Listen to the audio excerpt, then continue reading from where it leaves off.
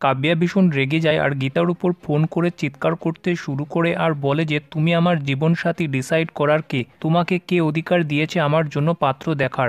যেখানে গীতা তার কোনো কথাই কেড়ায় না আর তাকে বলতে থাকে যে যে করে হোক আমি তোমার বিয়ে দিয়ে ছাড়বো, পাত্র তোমাকে দেখতে আসবে কালকে, তুমি রেডি হয়ে যেও আর স্বস্তিক বাবুকে তুমি ভুলে যাও। তারপর কাব্যা সেই বেনারসিটা তার মাথায় দিয়ে স্বস্তিকের জন্য কান্না করতে শুরু করে, যেই বেনারসিটা পরে তার স্বস্তিকের সঙ্গে বিয়ে হওয়ার কথা ছিল। অন্যদিকে গণেশ বাড়ি ফিরে ভীষণ আফসোস করতে শুরু করে যে সে অন্যায়ের স্বাদ দিয়ে বড়ই ভুল করেছে। যেখানে সে বারবার গীতার নাম করে ক্ষমা চাইতে থাকে আর কান্না করতে শুরু করে। সে বলে যে আমি সব টাকা পয়সা ফেরত দিয়ে দেব, কিন্তু আমি এই অন্যায়ের পথে আর থাকবো না। তখনই ভজন গণেশকে ফোন করলে গণেশ এই কেসটা আর লড়বে না বললে ভজন রেগে যায় আর সে গণেশকে মারার হুমকি দিতে শুরু করে।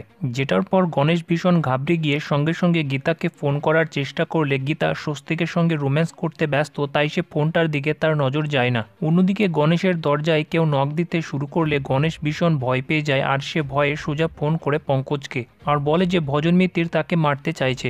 গণেশের ফোন রাখা মাত্র শাড়ি পরে একটা মহিলা গণেশের মাথায় আঘাত করলে গণেশ সঙ্গে সঙ্গে মাটিতে লুটিয়ে পড়ে। গীতা গণেশের মিসকল দেখে তাকে ফোন করলে কোনো উত্তর পায় না, কারণ গণেশ রক্তাক্ত অবস্থায় অজ্ঞান হয়ে গেছে। পঙ্কজ বস্তিতে এলে গণেশের বাড়িতে দেখে যে রক্তাক্ত অবস্থায় গণেশ মাটিতে লুটিয়ে পড়ে আছে। পঙ্কজ সঙ্গে সঙ্গে অ্যাম্বুলেন্সকে ফোন করে গণেশকে সেখান থেকে নিয়ে যাওয়ার ব্যবস্থা করে। ঠিক সেই মুহূর্তে গীতা ছুটে আসে গণেশের কাছে আর গণেশকে দেখে গীতা কান্নায় ভেঙে পড়ে। পঙ্কজ গীতাকে বলে ওনাকে এক্ষুনি হসপিটালের মধ্যে নিয়ে যেতে হবে। যেটা বলার পর পঙ্কজ গণেশকে নিয়ে সোজা চলে যায় হসপিটালে। গীতা তার বাবার রুমের মধ্যে একটা কানের দুল পেলে গীতার সন্দেহ হয় যে কোনো মহিলা এই কাজটা করতে পারে। গীতা হসপিটালের মধ্যেও পঙ্কজকে একই কথা বলে যে এই কানের দুলটা আমি বাবার ঘরের মধ্যে পেয়েছি, তাহলে হয়তো কোনো মহিলা বাবাকে মারার চেষ্টা করেছিল।